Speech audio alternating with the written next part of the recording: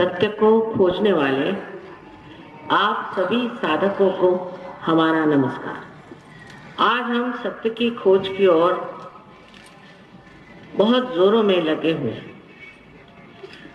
अपने देश से भी बाहरी देशों में इसकी खोज बहुत जोरों में हो रही है। लेकिन जब हम सत्य को खोजते हैं तो ये जानते नहीं कि हम किस चीज को खोज रहे हैं। अंधेरे में टटोलते हुए किस चीज से हम लड़खड़ा रहे हैं और कौन सी गलत राह हमने ले ली, इसका कोई अंदाज नहीं लगता। अब सत्य के बारे में जो कुछ भी मुझे कहना है, इस मामले में मैं यही कहूंगी कि मुझे भी अंधविश्वास से आप मत मानिए। अंधविश्वास ने हमारा बड़ा ही नुकसान कर दिया। बड़े बड़े महान लोग संसार में आए, उन्होंने इतनी बढ़िया चीजें कही और उसके ही बूते पर लोगों ने फिर अंधविश्वास फैला दिया और अंधविश्वास के कारण लोग गुमराह हो गए, आपस में लड़ने लगे, झगड़ने लगे और जो मनुष्यता थी वो एकदम पूरी तरह से नीचे, बिल्कुल नीचे स्तर पे चली। इन सभी महान अवतरणों से, इन महान गुरुओं से, दृष्टों से और मुनियों से जो एक बात स्पष्ट रूप से कही गई है वो ये है कि तुम अपने को पहचानो, अपने आत्मा को जानो। अपने को पहचाने बगैर आप जान नहीं सकते कि आप क्या है। और दूसरी बात जो बहुत महत्वपूर्ण है कि चारों तरफ फैली हुई परमात्मा की ये जो प्रेम की सृष्टि है, जिसे अनेक शब्दों से संबोधित करते हैं, जैसे बाइबल में इसे कहते हैं कि cool bridge of the Holy ghost, Quran में इसे रूह कहते हैं। हर एक इसमें, हर एक शास्त्रों में इसका वर्णन है कि ये चारों तरफ फैली हुई चैतन्य की सृष्टि है। उस सृष्टि से एकाकारिता प्राप्त करना ये दूसरा हमारा कर्तव्य है। कहने का मतलब यह है कि अगर आप आज इस मनुष्य की दशा में है, इंसान बनकर आए हैं, तो आपके लिए उचित है कि इससे जो ऊंची दशा है इसे आप प्राप्त करें, जिसे हम योगी कहते हैं, जिसे बुद्ध कहते हैं, जिसे अंग्रेजी में इवॉल्व सोल कहते हैं, रियलाइज सोल कहते हैं। अनेक तरह से संबोधित की हुई चीज जो है उसमें आप देखते हैं कि यही बात कही जाती है कि अंदर के ज्ञान को प्राप्त करो। ग्न से शब्द आया ग्नोस्टिक्स, ये भी इस्तेमाल करा गया। पहले जो ईसाई लोग थे उनको ग्नोस्टिक्स कहते थे, उनको बहुत छला गया और वो खत्म कर दिया गया। अब हमारे सामने सवाल है कि ये अंतर ज्ञान, हमारे अंदर की सृष्टि का ज्ञान किस प्रकार हो सकता है। परमात्मा ने पूरी व्यवस्था सुंदरता से हमारे अंदर की हुई है, उससे बढ़कर कोई भी आपको कारीगर नहीं मिल सकता। अगर आपको समझ लीजिए एक प्लेन से जाना है तो बीच में एक रास्ता होता है जिससे आप जा सकते हैं। कहीं भी जाइए तो बीच का रास्ता खुला रहता है जिससे आप गुजर कर जाए। इसी प्रकार परमात्मा ने हमारे अंदर ये बीच का रास्ता बनाया। इस रास्ते से गुजरने के लिए भी उन्होंने एक व्यवस्था की हुई है, उसे हम कुंडलिनी कहते हैं। जैसे इस यंत्र में ये एक तार है जिसको कि जब तक हम इसके मेल से नहीं लगाएंगे इसका कोई उपयोग नहीं। उसी प्रकार जब तक हमारा संबंध, योग उस परम शक्ति से नहीं होता है, हमारा भी कोई अर्थ नहीं निकलता। हम भी अपना जीवन व्यर्थ ही गंवाते हैं। सुबह से शाम खाना पीना, थोड़ी देर मौज करना, थोड़ी देर रोना, थोड़ी देर हंसना, इसी जैसे पशुवत स्थिति में हम लोग रहते हैं। अगर किसी ने हमारा अहंकार बढ़ा दिया तो हम सोचते हैं कि बड़ा भारी काम हो गया, और अगर अहंकार को चोट बैठ गई तो दुख से रोने लग जाते हैं।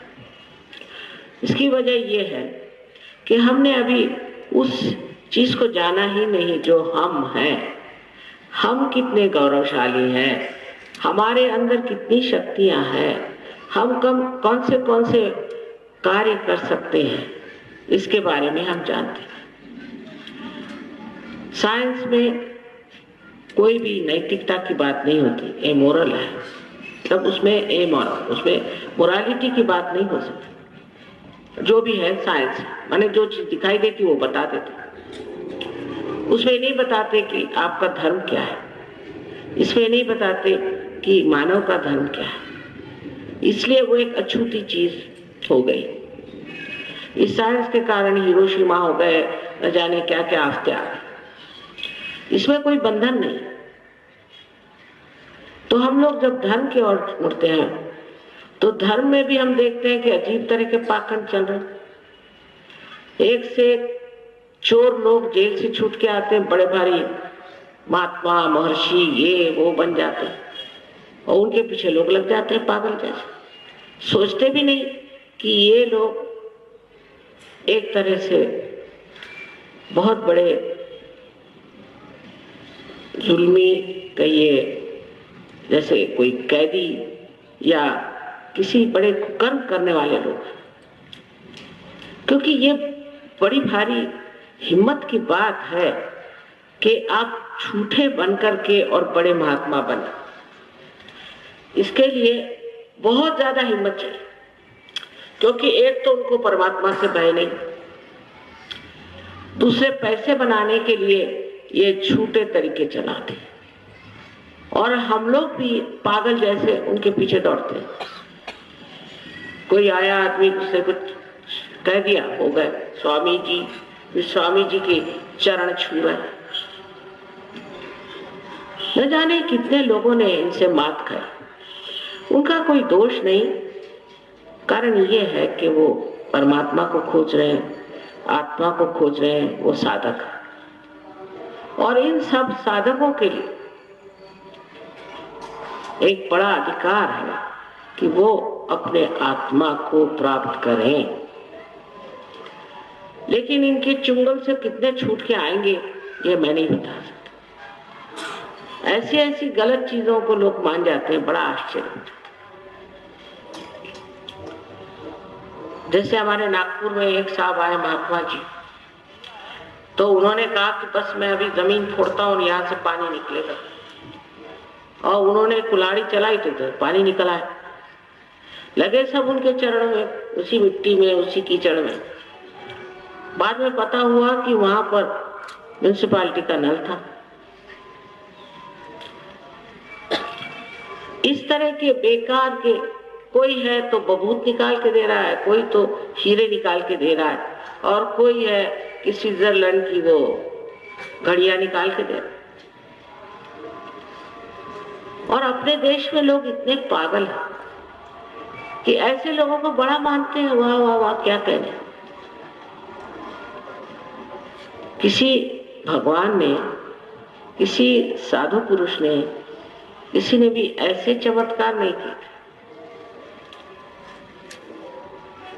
तब फिर हम लोग जाते हैं कि चलो हम इस धर्म के हैं, हम उस धर्म के हैं, हम उस धर्म के।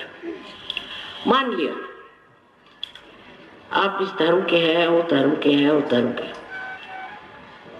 किंतु क्या आप कोई अधर्म नहीं करते? मुसलमान हो, हिंदू हो, क्रिश्चियन हो, ईसाई हो, ये सिख हो, कोई भी हो, जो चाहे सो कर्म कर सकते हैं, कोई बंधन आप पे धर्म का पड़ता नहीं। ये तो बात सही है ना।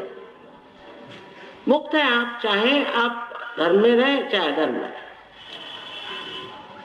अब इस मामले में मैं आपको बताऊं कि ईसा मसीह ये बहुत बड़ी हस्ती, उनका स्वयं संसार में अवतरित हुए। अब उनको क्या मालूम कि इंसान क्या है।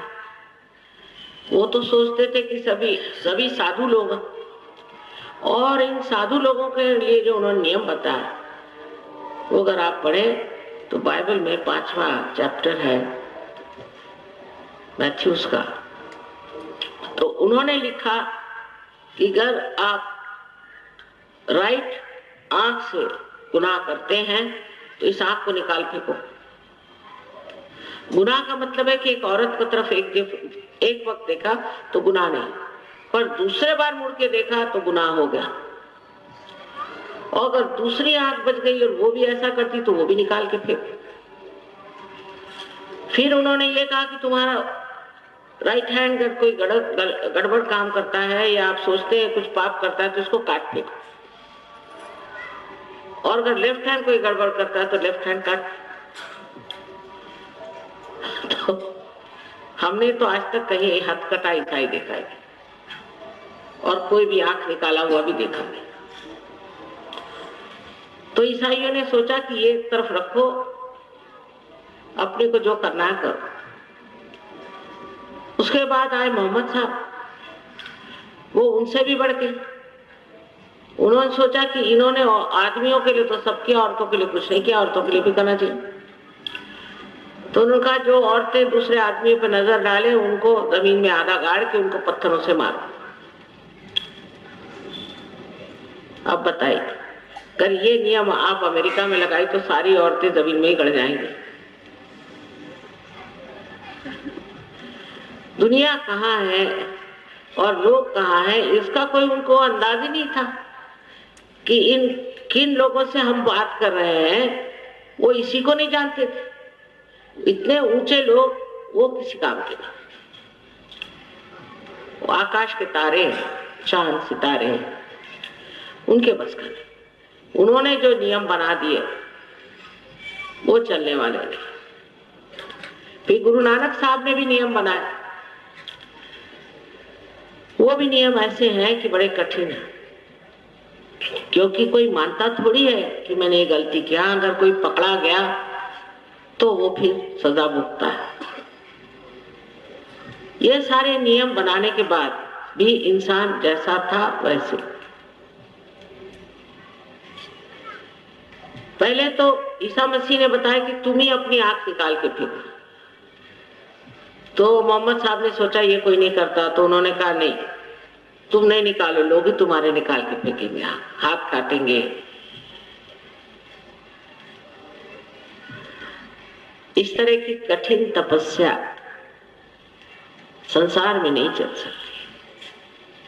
ये तो मैं माँ हूं तो मैं समझ गई कि बात क्या है।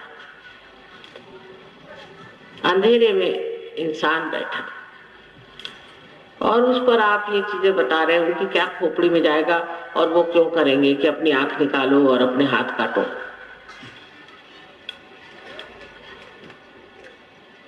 उसके बाद शरीयत जो है मुसलमानों में चलाते हैं शरीयत, ये तो मूसा ने यहूदी लोगों के लिए बताया था।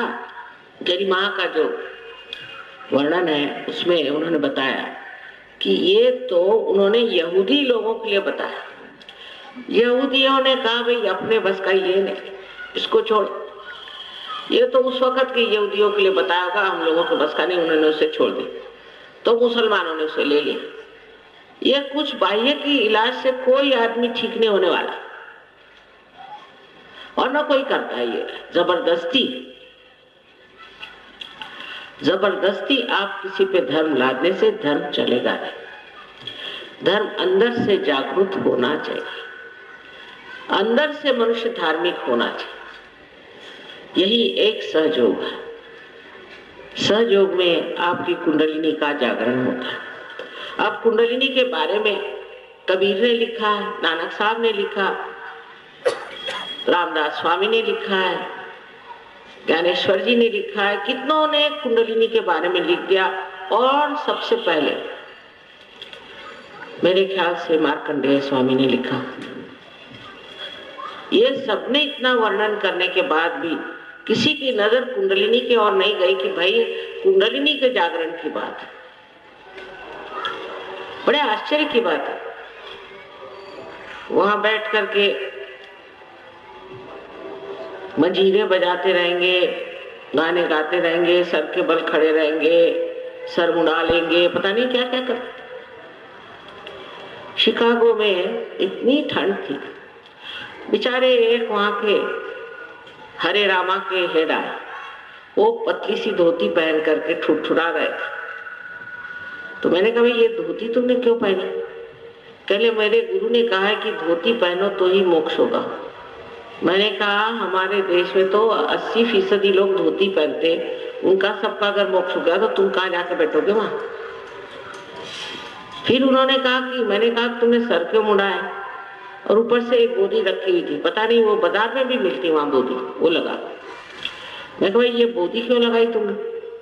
तो मेरे गुरु ने कहा कि तुम सर मुंडा लो और बोधी रखो तो तुम्हें मोक्ष मिल जाएगा। इस पर कबीर ने बहुत अच्छा कहा कि ये जो मेंढा होता है उसको आप देखिए तो 2 साल में 2 बार उसको मुड़ाया जाता है, तो वो पहले जाके बैठ जाएगा मोक्ष स्थान में, बजाय इसके कि कोई इंसान बैठे। अगर सर मुड़ाने से होने वाला है, इन सब बाह्योपचारा से कुछ नहीं है।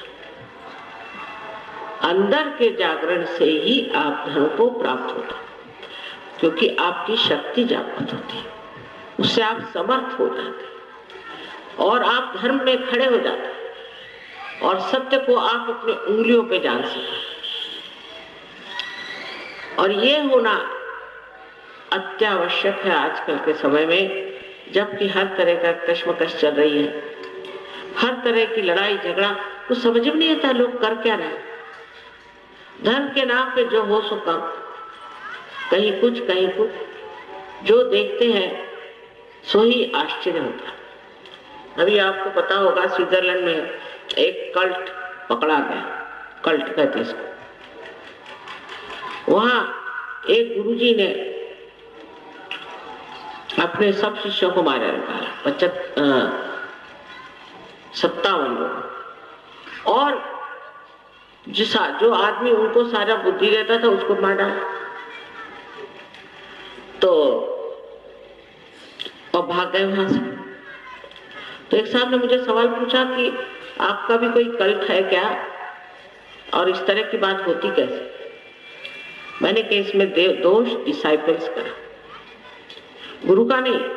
ये तो होगा ही कोई ना कोई गड़बड़ आदमी, लेकिन उसके जो शिष्य हैं उनको देखना चाहिए।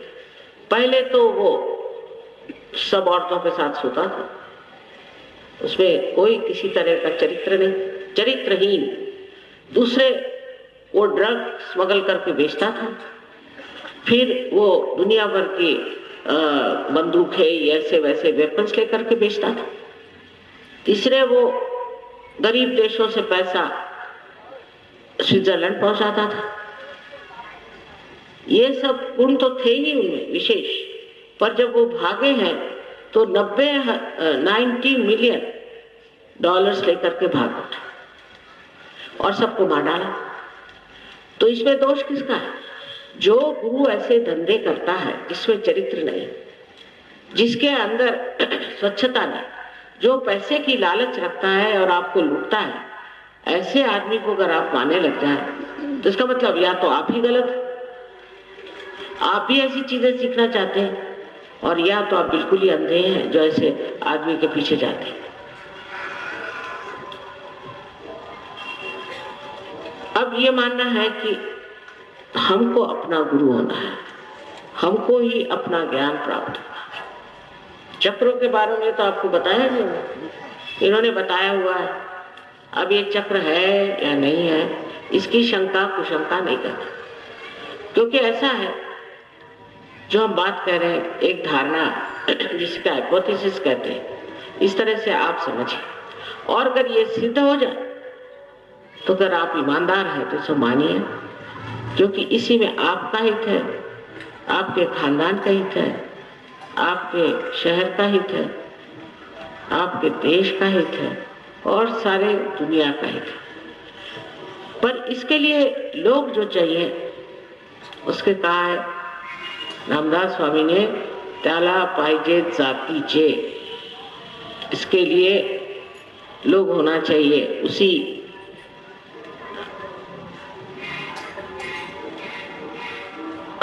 जात में मतलब होता है, उस क्या कहना चाहिए उर्दू में जिसको कहते हैं कि उस संबल के लोग होने चाहिए। और जिनमें वो संबल नहीं है उनके आगे ये बोलना करना बेकार। और ईसा मसीह ने भी कहा कि बहुत से लोग आए, आकर के हमसे पूछा, मांगा, लेकिन इनका तो हाल ऐसा है जैसे कि कुछ बीज है वो पड़ गए कहीं पहाड़ियों पर, कुछ बीज है थोड़े से उग गए और पड़ गए मार्शों में, उसके बाद कुछ बीज हैं वो नष्ट हो गए, थोड़े से जो बीज थे वो असली जमीन से खड़े थे, उनके वृक्ष बने। ऐसे ही लोग चाहिए। नहीं तो आज माता जी का भाषण यहाँ हुआ, चलो शाम को यहीं बैठे रहो, फिर दूसरा किसी का भाषण हुआ वहां पहुंच गए, फिर तीसरा किसी का भाषण हुआ वहां पहुंच गए। ऐसे लोगों के बस का सहयोग नहीं। एक जगह जहां थोड़ा पानी मिलता है वहीं कुआं खोदना चाहिए, और कुआं खोदना चाहिए इस तरह से कि देखते हुए कि धीरे धीरे हम उस सतह तक पहुंच रहे हैं जिसका स्रोत, बजाय इसके आप 17 जगह कुआं खोदते फिर ये सब दूर छेद करते रहे।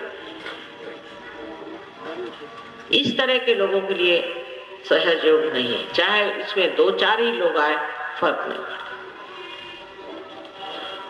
ऐसे लोग चाहिए कि जो अपने को मानते हैं और अपने पे श्रद्धा रखते हैं और विचार करते हैं कि आखिर हम हैं कौन, और इस चीज को प्राप्त करने पर वो स्वयं को एक गौरवशाली व्यक्ति समझते हैं और दूसरों में भी ये शक्ति भरने की कोशिश करते हैं। आज ऐसे लोगों की जरूरत है। ये एक बड़ा भारी सुंदर सा प्यारा सा आंदोलन चल रहा है।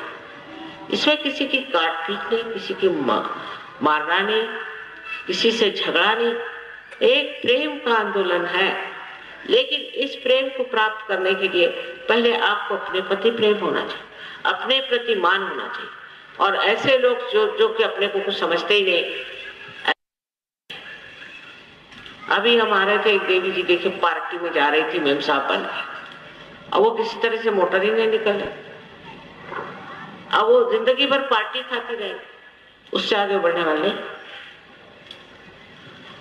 आप लोग आज यहाँ आए हैं, इसका मतलब आप साधक हैं और आप उस अनुभव को प्राप्त करना चाहते हैं जिससे कि आप स्वयं उस आनंद के सागर में उतर जाए। आज देर थोड़ी हो गई आने में, लेकिन आत्मा के बारे में ये बताना है कि आत्मा के प्रकाश में आप जान सकते हैं कि आपके कौन से चक्र खराब है। आपके उंगलियों पर आप दूसरों के भी चक्र जान सकते हैं, क्योंकि आप एक नई चेतना में जागरूक होते हैं जिसे सामूहिक चेतना कहते हैं। आपकी जो चेतना मनुष्य की चेतना है वो प्रगल्भ हो जाती, बढ़ जाती, और आप महसूस कर सकते हैं कि दूसरे किसी की क्या तकलीफ फौरन। अगर आप अपनी तकलीफ ठीक कर सकते हैं तो आप उनकी भी ठीक कर सकते हैं। यह बिल्कुल सत्य है कि सहयोग में आए हुए लोगों की अनेक तरह की बीमारियां ठीक हो गई, यहाँ तक कैंसर, एड्स भी ठीक, इसमें कोई शक। क्योंकि कुंडलिनी जब इस 6 चक्रों में से गुजरती है तो वो उसे प्लावित करती है, उसको पूरी तरह से नरिश करती है, उनको एक साथ बांधती है, समग्र करती है। और समग्रता से वो जब ऊपर जाकर के इस चारों तरफ फैली हुई परमात्मा की प्रेम सृष्टि से एकाकारिता प्राप्त करती है, तो उसके सहारे हम लोग जान जाते हैं कि हमारे अंदर क्या क्या शक्ति। इस शक्ति के द्वारा हमने देखा है बहुत से संगीतकार, कलाकार बहुत ऊंचे, उनमें से किसी का अहंकार नहीं है। आज ही एक साहब बता रहे थे कि उनकी दुकान है साड़ी की, वहां से मैंने एक साड़ी खरीदी तो वो बहुत ही ज्यादा उनको प्रॉफिट्स हो गए, तो अब वो चाहते कि मैं और एक साड़ी उनसे खरीदूं। मतलब ये भी होता है क्योंकि लक्ष्मी का भी तत्व है, बीच में लक्ष्मी भी बैठी है। इस प्रकार अनेक तरह की चीजें सुविधाएं होती हैं। आपका चित्त इतना शुद्ध हो जाता है कि आप एकदम से अबोध बालक जैसे इनोसेंट हो जाते हैं। आप अगर किसी की ओर देखते भी हैं तो उसमें सिर्फ अबोधिता, उसमें से जो आपके अंदर कामुकता है या मोह है या मत्सर है या गुस्सा है, ये सब निकल जाता है। ये जैसे रोग है हमारे चित्त के, ये सारे निकल जाते हैं और आप एकदम शांत हो जाते हैं। हर समय हम विचार करते रहते हैं, या तो आगे का या पीछे का, और जब कुंडलिनी जागृत होती है तो इन विचारों के बीच में जो जगह है जिसे विलंब कहते हैं, वहां हमारा चित्त स्थिर हो जाता है, वहां हम एकदम शांत हो जाते हैं। और जब ये शांति हमें मिलती है तब हम दूसरों को भी ये शांति दे सकते हैं। ऐसे लोग जहां जाते हैं वहां शांति फैलाते हैं, वहां सुख आता है, आनंद आता है। ऐसी एक आप हस्ती हैं, सिर्फ इस हस्ती को जागृत होना। आप अनेक कार्य कर सकते हैं, पहले इसको आप जागृत कर लें। अभी यहाँ अगर जो लोग बैठे हैं, जिसमें से आधे मुझे सहयोगी लगते हैं, ये सब आपको बताएंगे कि क्या क्या हुआ, किसका क्या भला हुआ, किसका क्या हुआ। न जाने कितने ज्यादा चमत्कार हुए कि चमत्कार का अर्थ ही चला गया। पर चमत्कार ऐसे नहीं होते कि हाथ से उठा के मैं आपको कोई सोने की चीज दे दूं, या कोई हाथ से उठा करके मैं आपको कोई बर्फ पकड़वा दूं या कुछ पहाड़ पकड़वा दूं। ऐसे चमत्कार नहीं।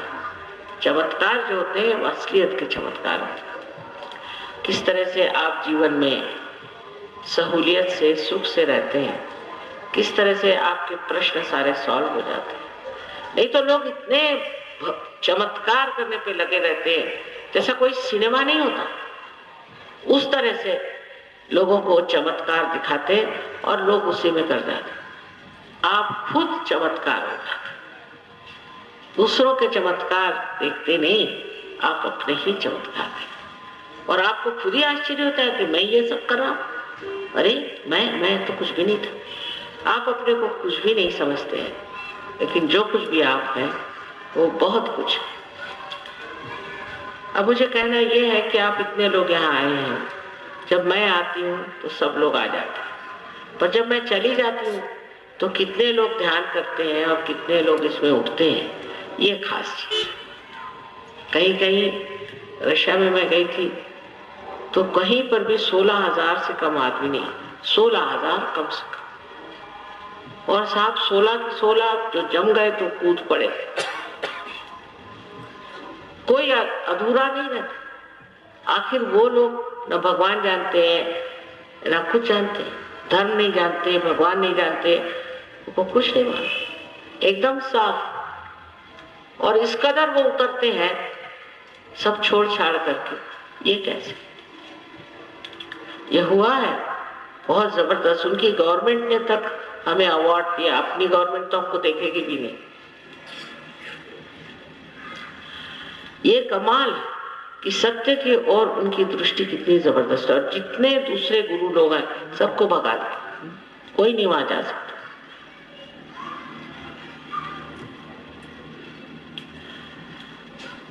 अब आखिरी बात एक कहनी सबसे बड़ी कि ये तो सब होता है, पर आप आनंद के सागर में डूब जाते हैं। आनंद ऐसी चीज है कि वो बिल्कुल एकाकी, अकेली। सुख और दुख ये जैसे 1 रुपये के 2 चेहरे हैं, उस तरह नहीं, एक बस आनंद। इसका अनुभव मात्र अब ऐसा ही एक बार हुआ कि हम बहुत देर से आए, प्लेन ही कुछ गड़बड़ हो गया। प्लेन आने वाला था 3:30 बजे और वो दूसरे प्लेन से आए तो 6 बजे आए। तो मैं बहुत सोच रही थी बेचारे क्या करेंगे ठंड में, वहां परेशान हो। तो आए तो सब बड़े खुश दिखाई। मैं हुआ क्या? वहाँ ऐसा मजा आया, 3.5 घंटे बस हम तो बस मजे में। मैंने क्या कर क्या रहे, बस ये गा रहे थे, सच की बात कर रहे थे, बड़ा मजा आया। मैंने आज तक सच योगी आपस में मारामारी करते आज तक तो देखा नहीं, अब आगे का कह नहीं सकता। ना ही कभी शिकायत इधर से उधर करना, पॉलिटिक्स करना, बहुत कम।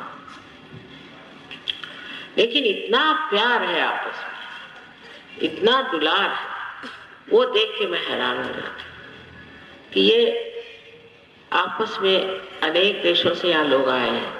आपको मालूम है 65 देशों में सहयोग चल पड़ा है, मुसलमान देशों में, जैसे टर्की में है, ट्यूनीशिया में है, और अल्जीरिया में भी है, फ्रांस में भी बहुत से मुसलमान, यहाँ तक कि उनके शिया के जो मुख्य हैं वहाँ के यूरोप के, वो भी समझ में आए। लेकिन कभी आपस में झगड़ा, तू मैं धर्म को लेकर मंसूर, और इतने धार्मिक हो गए, मुझे स्वयं आश्चर्य लगता है ये परदेसी लोग ये कैसे इतने धार्मिक हो गए। बड़ा ही आश्चर्य है, इनको तो धर्म से कोई मतलब ही नहीं था कभी। ये लोग इतने धार्मिक हो गए कि आप हैरान हो जाएंगे। कहते कहते लोग थक गए, बाबा शराब मत पियो, सिगरेट मत पियो, ये नहीं करो, वो नहीं करो। ये लोग तो सब कुछ करते थे और एक दिन में छोड़ छाड़ के खड़े हो गए। ये कैसे हो? ये कौन सी कमाल? कोई सी नहीं, आप ही के अंदर आपकी शक्ति जागृत हो। अब जैसे कि कहा है, मैं चाहूंगी आप सबको कुंडलिनी जागृति का अनुभव दूं, लेकिन इसके लिए एक ही विनती है कि जबरदस्ती नहीं कर सकते।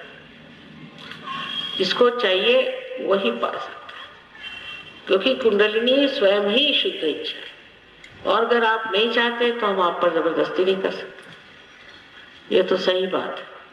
इसलिए जिसको नहीं चाहिए वो महाशय बाहर चले जाए, और वो लेडी भी चाहे तो बाहर चले जाए।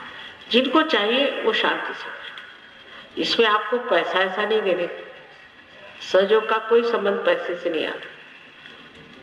ये तो प्रेम की शक्ति है, और प्रेम का क्या आप मूल्य करेंगे, उसका कितना पैसा देंगे।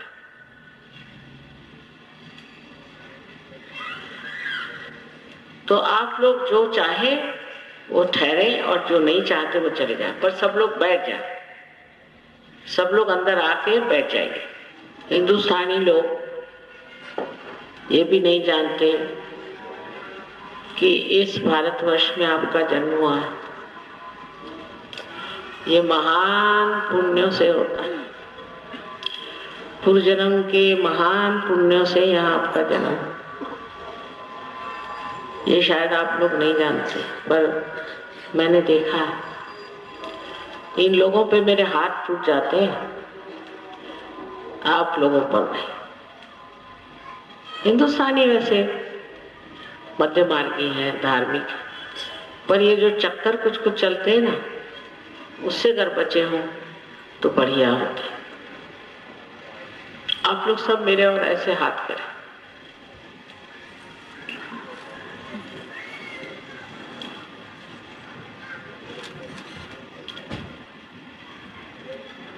With the Indians, I don't have to do all the exercise. I'm sorry.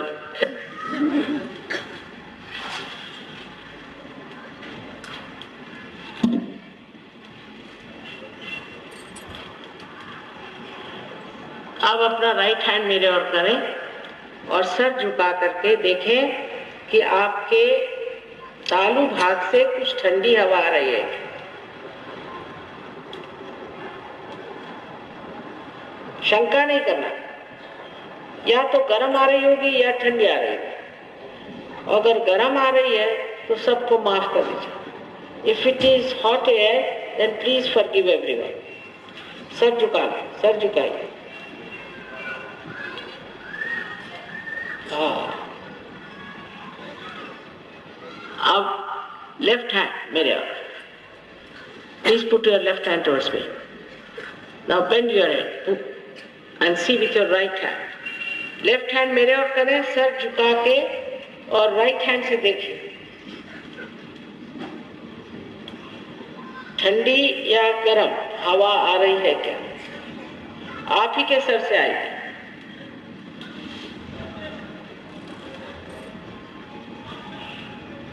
अब राइट हैंड मेरे और करें और फिर सर झुकाएं। Please put right hand towards me. अब पुट डाउन योर हेड और अब फिर देखिए आप कि सर में से दूर, किसी के दूर आती, किसी नजदीक आती। अगर आपके अंदर गर्म आ रही, इसका मतलब आपने अपने को माफ नहीं किया और दूसरों को माफ नहीं किया।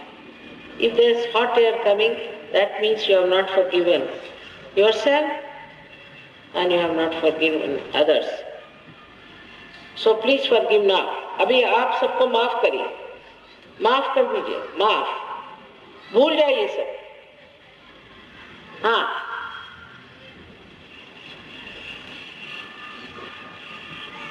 अब दोनों हाथ आकाश की ओर ऐसे करें और सर पीछे करें।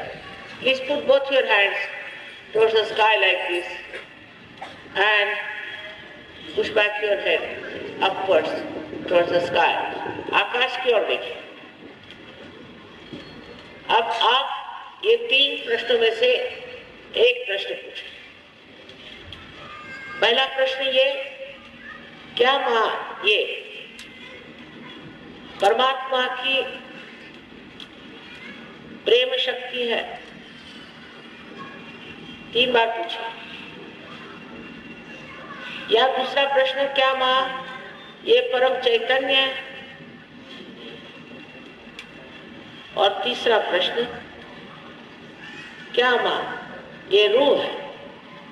Please ask one of the questions, mother is this the full breeze of the Holy Ghost? 3 times, or mother is the all-pervading power of divine love? Or thirdly, mother is the Param Chaitanya truth? Ask any one of these questions 3 times. Now put down your hands. Put your hands towards me like this. आपके सबके हाथ मेरी ओर करिए और अब निर्विचार हो जाइए। Become thoughtless.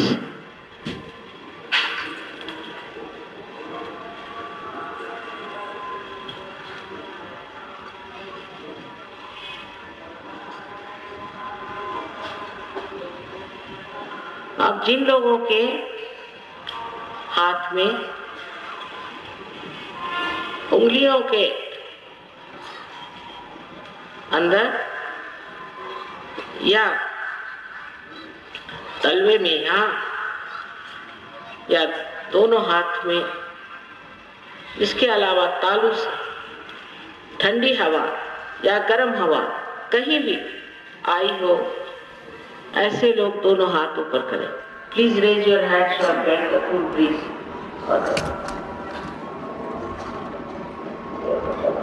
सारे के सारे पार हो गए आप लोग। आपको नमस्कार, आप संतों को नमस्कार और साधुओं को नमस्कार और योगियों को नमस्कार, अनंत आशीर्वाद। आप इसमें उतरिए, उतरने की बात है। और ये जान लीजिए कि सहयोग आज का सामूहिक है, और घर में फोटो रख के नहीं होने वाला। सामूहिकता में आना पड़ेगा। सामूहिकता में आप बढ़ेंगे, नहीं तो बढ़ नहीं सकते। इसका कारण है कि ये एक सामूहिक कार्य है। कृपया इधर ध्यान दें। ये एक सामूहिक चेतना का कार्य है और वो सामूहिकता में ही जमता है। इसलिए सब चीज एक तरफ और एक तरफ अपना उत्थान, ये समझ करके आप आइएगा।